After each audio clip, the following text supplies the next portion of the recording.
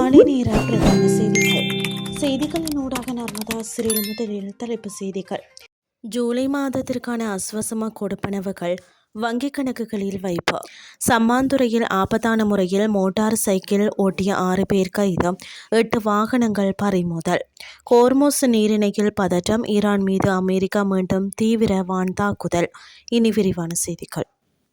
அஸ்வசம நலம்புரி பலன் திட்டத்தின் கீழ் 2026 ஜூலை மாதத்திற்கான கொடுப்பனவுகள் நேற்றைய தினம் பயனாளிகளின் வங்கிக் கணக்குகளில் வைப்பிலிடப்பட்டுள்ளது. இத்தொகைகள் அனைத்தும் இன்றைய தினத்திற்குள் பயனாளிகளின் அஸ்வசம வங்கிக் கணக்குகளில் வைப்பிலிடப்படும் என அந்த அறிக்கையில் மேலும் குறிப்பிட்டுள்ளது.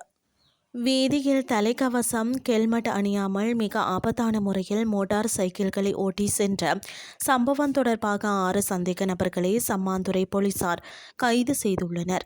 அத்துடன் அவர்கள் பயன்படுத்திய 8 மோட்டார் சைக்கிள்களும் போலீசாரால் பறிமுதல் செய்யப்பட்டுள்ளன.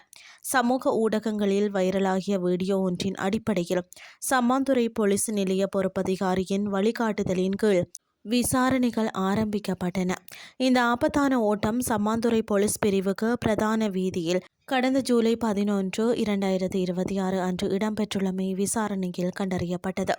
இதனைத் தொடர்ந்து நேற்று சம்மாந்துறை போலீசாரால் முன்னெடுக்கப்பட்ட விசேட நடவடிக்கையின் போது சந்தேக நபர் கைது செய்யப்பட்டுள்ளனர். கைது செய்யப்பட்ட சந்தேக நபர்களும் பறிமுதல் செய்யப்பட்ட மோட்டார் சைக்கிள்களும் சம்மாந்துறை நீதவான் நீதிமன்றத்தில் ஆஜர்படுத்தவுள்ளனர்.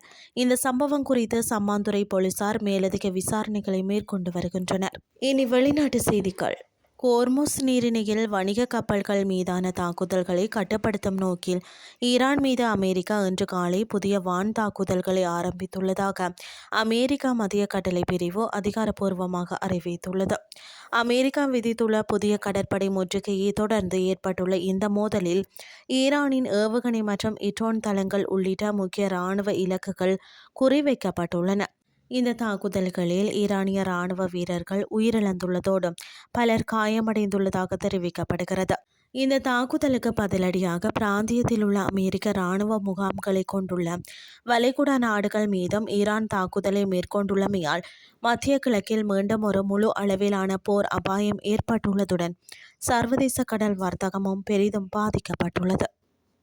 இத்துடன் செய்திகள் யாவும் நிறைவடைகின்றது. அடுத்த இரவு 8:30 எதிர்பாருங்கள். நன்றி.